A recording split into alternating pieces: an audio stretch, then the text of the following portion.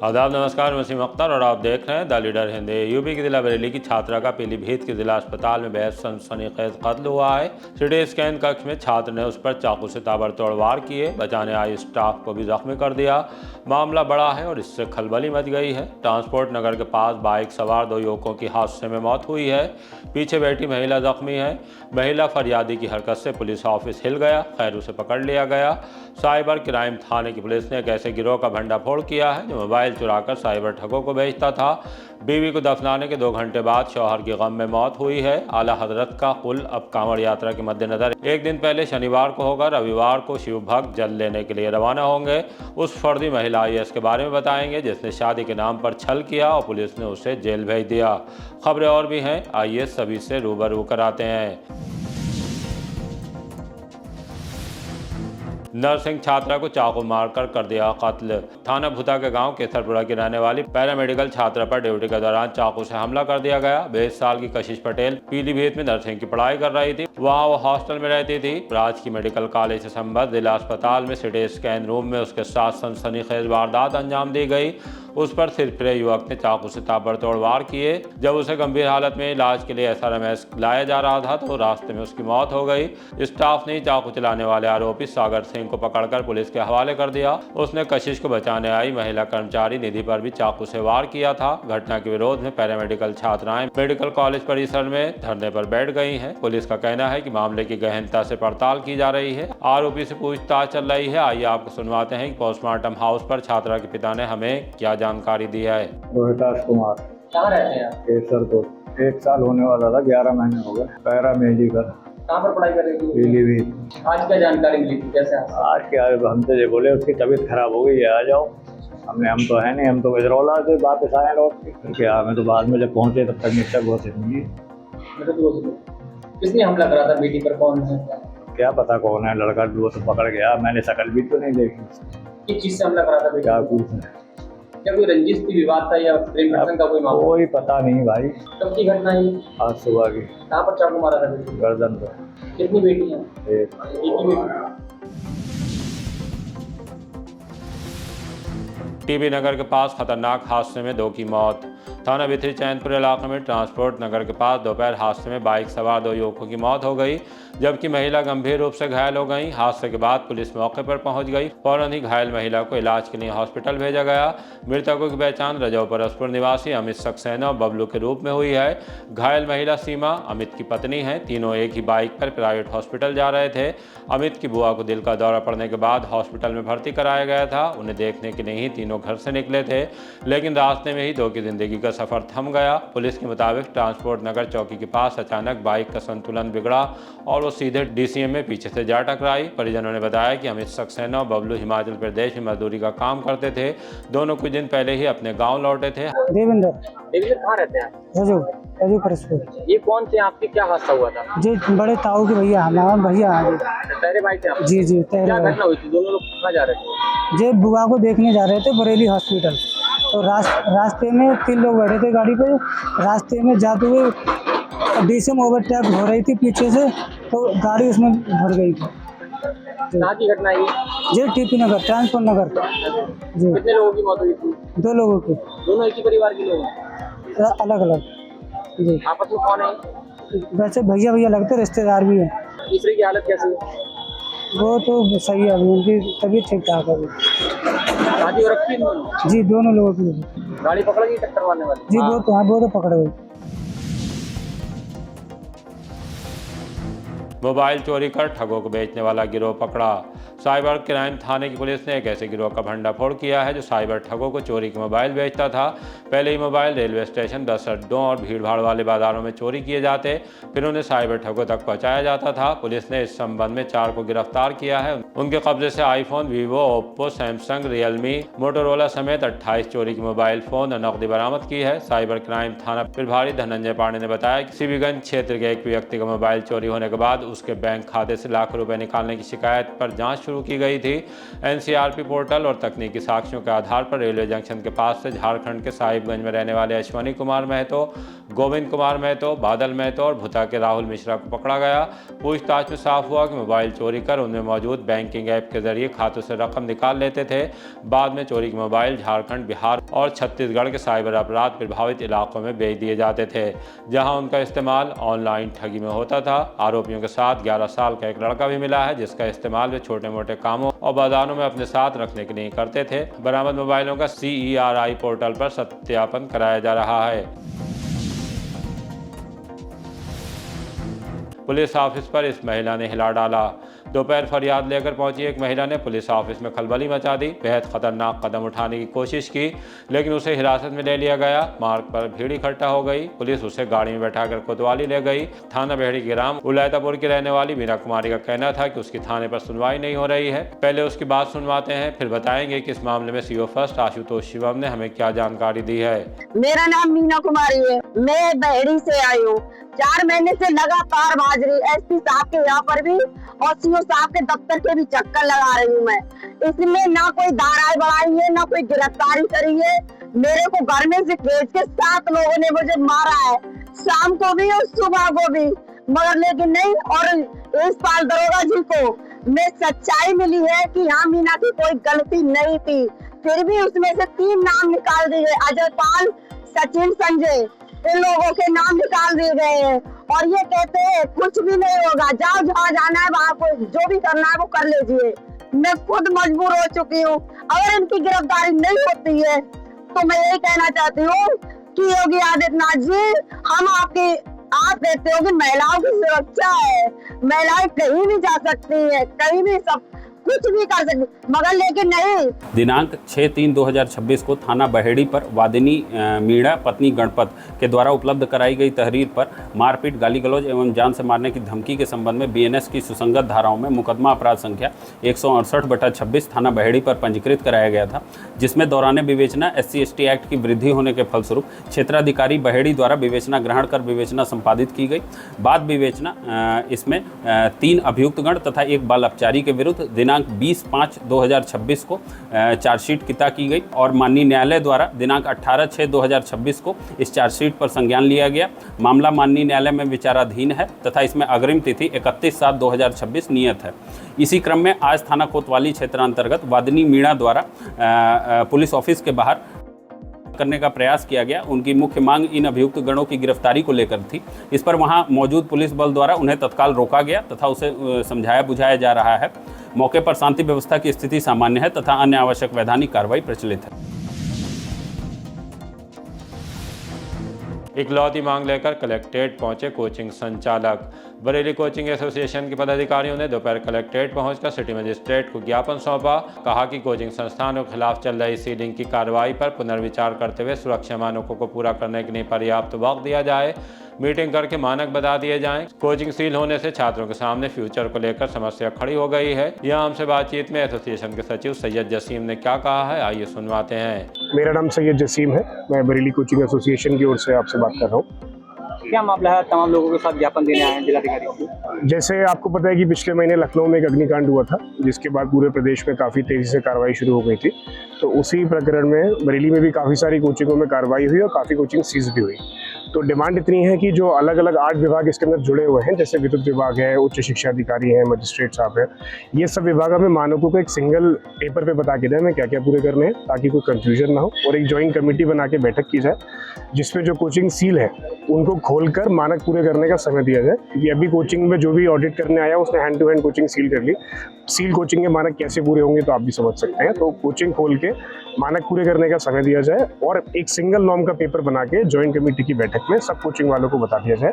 जो मानक पूरे करने के लिए कहा जाएगा वो सारे मानक पूरे करेंगे। हम शिक्षित लोग हैं और बच्चे की जान हमारे लिए सबसे पहले है। तो हमें समय देकर कोचिंग खोलने का समय दिया जाए। कार्रवाई करने से पहले मानक पूरे करने का हमें भरपूर समय मिले और बच्चों के हिसाब से नियम बनाए जाए। जितनी ज़्यादा बच्चे हैं मानक उसके हिसाब से हो।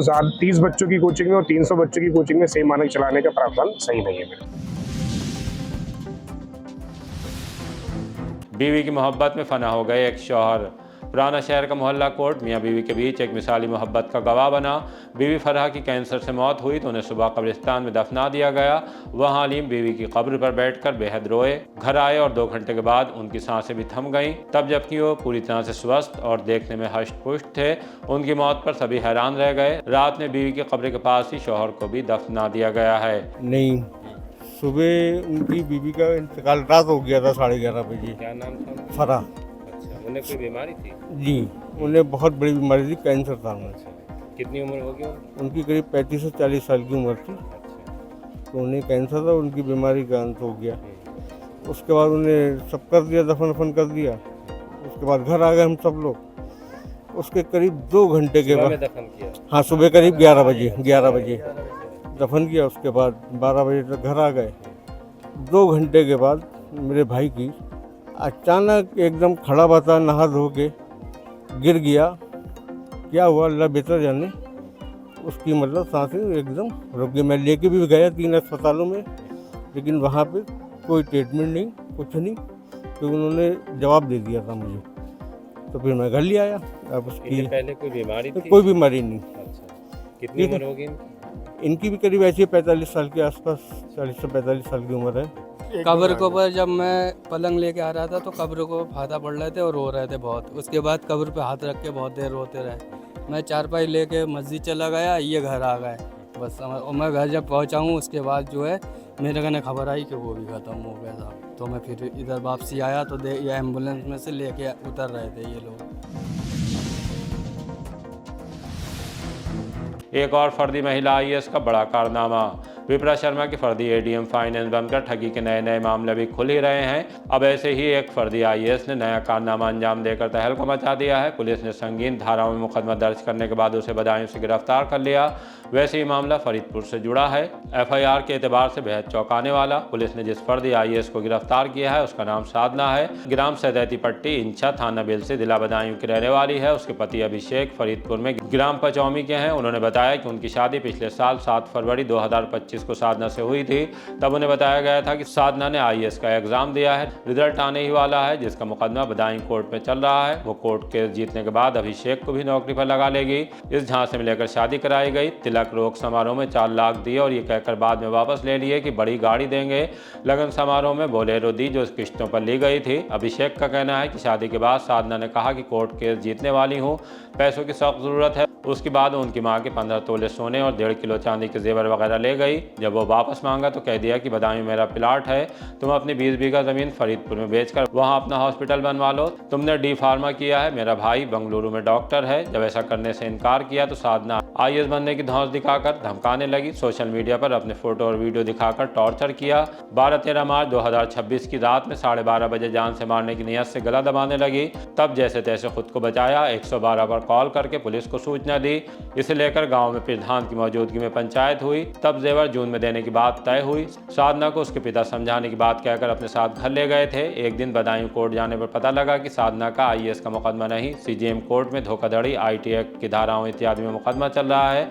अभिषेक का कहना है कि साधना पूर्व में भी ऐसे ही ठगी करती रही है। इसमें उसके पिता नरेंद्र पाल सिंह, भाई सूर्य प्रताप सिंह और मामा राजेंद्र भी शामिल हैं।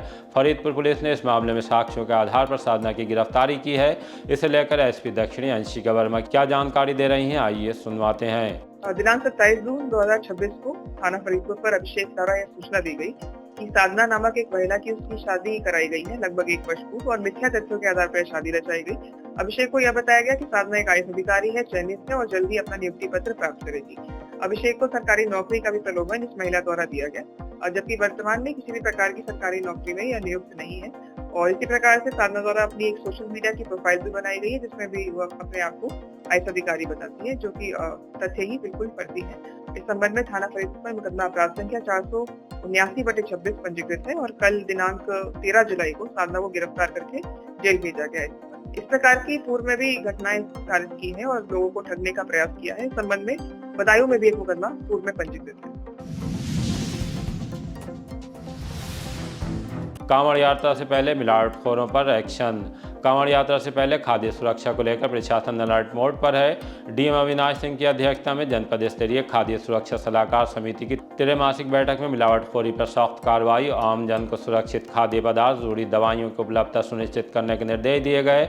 डीएम ने अधिकारियों को खाद्य प्रतिष्ठानों की नियमित जांच, अधिक से अधिक सैंपलिंग और बिना लाइसेंस संचालित दुकानों के खिलाफ प्रभावी कार्रवाई करने के निर्देश दिए। साथ ही खाद्य लाइसेंस और पंजीकरण में 1 सप्ताह के भीतर 20% बढ़ोतरी का टारगेट दिया। कांवड़ यात्रा मार्ग पर किसी भी तरह के मांसाहारी भोजन या अंडे की बिक्री नहीं होने दी जाएगी। सभी प्रतिष्ठानों पर फूड सेफ्टी कनेक्ट ऐप के स्टिकर लगाए जाएंगे ताकि श्रद्धालु किसी भी खाद्य शिकायत की तुरंत सूचना दे सकें। डीएम ने खुले में बिक रहे खाद्य पदार्थों, सड़े गले फल, सब्जियों और अस्वच्छ तरीके से बेचे जा रहे गन्ने के जूस व अन्य खाद्य पदार्थों पर विशेष निगरानी रखने के निर्देश भी दिए हैं। दोस्त को घायल करने वाले को किया गिरफ्तार। कोतवाली पुलिस ने जानलेवा हमले के मामले में त्वरित कार्रवाई करते हुए मुख्य आरोपी को वारदात के 28 घंटे के भीतर गिरफ्तार कर लिया है। पुलिस के मुताबिक सिविल लाइंस निवासी पवन आर्य ने शिकायत दर्ज कराई थी कि 11 जुलाई की रात करीब 10:30 बजे वो दूध लेने के लिए जा रहे थे। इसी दौरान जिंगल बेल्स स्कूल के सामने वाली गली में देवू उर्फ देवराज अपने 2 साथियों के साथ पहुंचा और उन पर धारदार हथियार से हमला कर दिया। इस हमले में पवन आर्य के सिर में गंभीर चोट आई थी। शिकायत के आधार पर कोतवाली में मुकदमा दर्ज कर आरोपी की तलाश शुरू कर दी गई। रात में चौपुला चौराहे पर चेकिंग के दौरान मुखबिर की सूचना पर पुलिस ने मुख्य आरोपी देवराज को गिरफ्तार कर लिया। पूछताछ में आरोपी ने बताया कि पवन आर्य पहले उसका दोस्त था, लेकिन पैसों के लेन देन को लेकर दोनों के बीच विवाद हो गया। घटना वाली रात दोनों के बीच कहासुनी और मारपीट हुई। मारपीट के दौरान उसके हाथ में पहना धातु का कड़ा पवन के सिर में लग गया था, जिससे उन्हें चोट आई। वो डरकर मौके से भाग गया और अपना कड़ा नाले में फेंक दिया था। चाकू के साथ हमले के आरोपी को पुलिस ने पकड़ा। भंवरा थाने के इलाके में हत्या के प्रयास पर पुलिस ने आरोपी को गिरफ्तार कर लिया है। उसके कब्जे से वारदात में इस्तेमाल चाकू भी बरामद कर लिया। पुलिस के मुताबिक राजोपुर गांव के रहने वाले प्रेम शंकर ने शिकायत दर्ज कराई थी कि गांव के ही अजय प्रताप सिंह उर्फ भोले, उसके पिता विराज सिंह और अन्य लोगों ने जाति सूचक शब्दों का प्रयोग करते हुए मारपीट की और बाद में चाकू से हमला कर मार डालने का प्रयास किया। थाने में हत्या के प्रयास, मारपीट, धमकी और SC/ST एक्ट सहित विभिन्न धाराओं में मुकदमा दर्ज किया गया था। आज पुलिस ने मुखबिर की सूचना पर बरेली बदायूं स्थित सरदार नगर ईंट भट्टे के पास से मुख्य आरोपी अजय प्रताप सिंह उर्फ भोले को गिरफ्तार कर लिया। पूछताछ में उसने स्वीकार किया कि गांव के पुराने विवाद के चलते उसने गुस्से में आकर प्रेम शंकर पर चाकू से हमला किया था। दहेज के लिए कत्ल में दोषी पति को 10 साल कैद। फास्ट ट्रैक कोर्ट ने दहेज हत्या के आरोपी पति को दोषी पाए जाने पर 10 साल के सश्रम कारावास की सजा सुनाई है। ये मामला शेरगढ़ थाने के इलाके का है। रामोतार ने अपनी बहन विद्या की शादी 23 अप्रैल 2023 को जोगेंद्र उर्फ जुगेंद्र से की थी। शादी के कुछ समय बाद ही विद्या को दहेज के लिए प्रताड़ित किया जाने लगा। हालत बिगड़ने पर वो मायके आ गई थी। बाद में रिश्तेदारों और ग्रामीणों के समझाने पर 1 अगस्त 2023 को विद्या को दोबारा ससुराल भेजा, लेकिन महज 4 दिन बाद ही 5 अगस्त 2023 को दहेज की मांग को लेकर उसकी हत्या कर दी गई।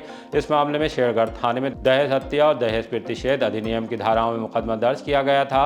अभियोजन ने अदालत में 8 गवाह पेश किए। सभी साक्ष्यों और गवाहों के आधार पर फास्ट ट्रैक कोर्ट ने आरोपी जुगेंद्र उर्फ जुगेंद्र को दोषी ठहराते हुए दहेज हत्या के अपराध में 10 साल का सश्रम कारावास सुनाया। इसके अलावा क्रूरता और दहेज प्रतिषेध अधिनियम के तहत 3 साल की अतिरिक्त सजा और कुल 20,000 रुपए का अर्थदंड भी लगाया है। पुलिस ने इस मामले में ऑपरेशन कन्विक्शन के तहत प्रभावी पैरवी की। कार सवार 4 युवकों का ऑटो चालक पर हमला। थाना सुभाष नगर इलाके में वाहन टकराने के विवाद ने हिंसक रूप ले लिया। सुभाष नगर पुलिया के पास कार और ऑटो के बीच टक्कर होने के बाद कार सवार युवकों ने कथित रूप से ऑटो चालक की पिटाई कर दी। आरोप है कि इनमें से एक युवक ने धारदार हथियार से हमला कर चालक को घायल कर दिया। सराय निवासी मोहम्मद फ़हीम ने बताया कि ऑटो से सवारी छोड़कर सुभाष नगर से लौट रहे थे। इसी दौरान पुलिया के पास उनकी ऑटो एक कार से टच हो गई। कार में सवार 4 युवक गाड़ी से उतर आए और गाली गलौज करने के बाद मारपीट शुरू कर दी। एक युवक ने धारदार हथियार से वार किया। फ़हीम ने थाना सुभाष नगर में तहरीर देकर आरोपियों के खिलाफ कार्रवाई की मांग की है। पुलिस ने घायल को उपचार के लिए जिला अस्पताल भेज दिया है। सपा मुखिया के खिलाफ पोस्ट से भड़के अधिवक्ता।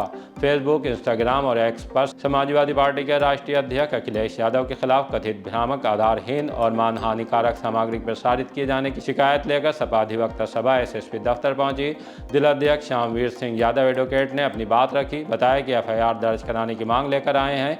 इस दौरान जहांगीर बेग, उमाशंकर यादव, राम सेवक, यशवीर सिंह यादव, अनिल कुमार कटियार आदि पदाधिकारी मौजूद रहे। मामला यह है कि जो है हमारे समाजवादी पार्टी के राष्ट्रीय अध्यक्ष अखिलेश यादव जी के खिलाफ जो अयोध्या में चंदा चोरी का जो मामला हुआ है उसमें उन्होंने उनका खुलासा किया था और सोशल मीडिया पे निशिकांत दुबे जी और अन्य कई नाम हैं, तो वो लोग जानबूझ के सोशल मीडिया पे उनके खिलाफ 980 बार जो है टिन्नू यादव से बात होने की चर्चा सोशल मीडिया पर दुष्प्रचार कर रहे हैं, जो बिल्कुल आधारहीन निराधार है।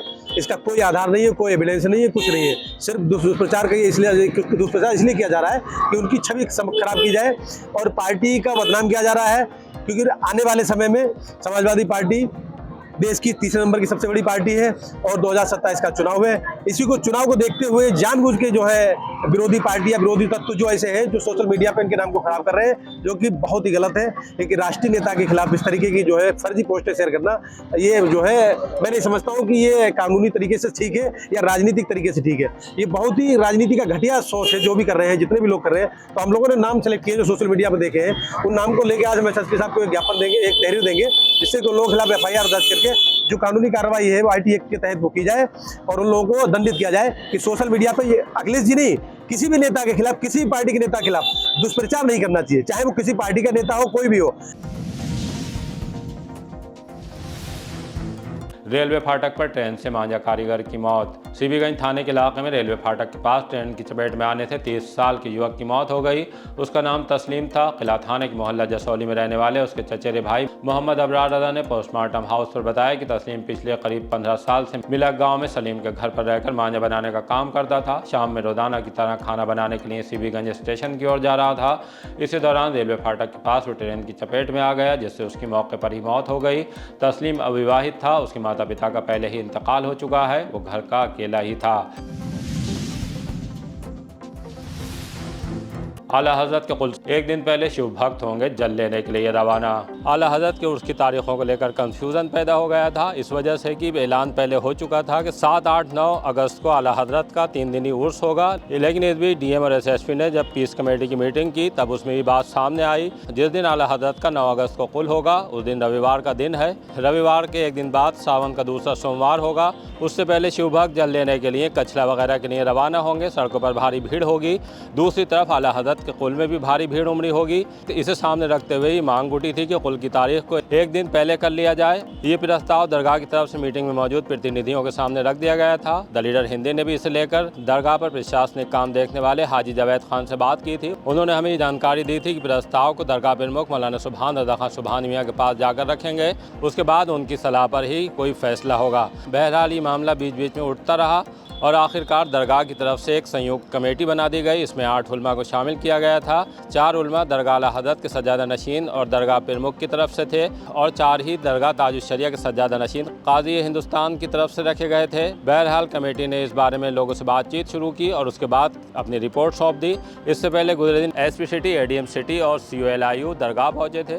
दरगाह प्रमुख मौलाना सुभान रजा खान सुभानी मियाँ और काजी हिंदुस्तान मुफ्ती मोहम्मद अजद रजा खान अजद मियाँ से मुलाकात की थी। DM और SSP की तरफ से अनुरोध पत्र सौंपा था, जिसमें कहा गया था कि कुल की तारीख को कावड़ यात्रा के मद्देनजर एक दिन पहले कर लिया जाए। हमने ये खबर भी चलाई थी, इस पर आज फैसला आ गया है। दरगाह प्रमुख मौलाना सुभान रजा खान सुभानी मियाँ, सज्जादा नशीन मुफ्ती मोहम्मद एहसन रजा खान कादरी एहसन मियाँ और ताजुश शरिया के सज्जादा नशीन काजी हिंदुस्तान मुफ्ती मोहम्मद अजद रजा खान कादरी अजद मियाँ के दस्तखत के बाद कार्यक्रम जारी कर दिया गया है। दामाद काजी हिंदुस्तान जमात रज़ाए मुस्तफ़ा के महासचिव फरमान हसन खान फरमान मियाँ ने जानकारी दी है। अब आला हज़रत का कुल 6, 7, 8 अगस्त को होगा, यानी कि जो कार्यक्रम पहले जारी किया गया था उससे एक दिन पहले।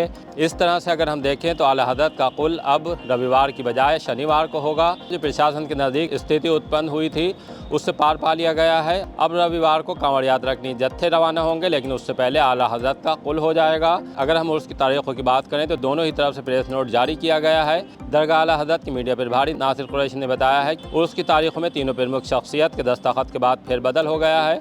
यही जानकारी जमात रज़ाए मुस्तफ़ा के मीडिया प्रभारी रहे समरान खान ने दी है। दोनों ही तरफ से ये भी बताया गया है कि उसकी इन तारीखों को अब दुनिया भर में जो आला हज़रत के ज़ायरीन हैं उन तक पहुँचाया जा रहा है। बहुत से लोग पहले घोषित तारीखों को सामने रखते हुए अपने टिकट बुक करा चुके थे। उन्हीं का ये कहना था कि अब फेरबदल नहीं किया जाए, लेकिन जिस तरह के हालात पैदा हुए उसमें तारीखें बदलना ज़रूरी हो गई थी। अब तारीखें बदल दी गई हैं तो इन तारीखों को दुनिया भर में आला हज़रत के चाहने वालों के पास पहुँचाया जा रहा है, ताकि वो उर्स में आने के लिए अपना कार्यक्रम बना सकें। आने जाने के लिए हवाई यात्रा के साथ ट्रेन और यहाँ पे गेस्ट हाउस, होटल वगैरह की बुकिंग वो आसानी से करा सकें।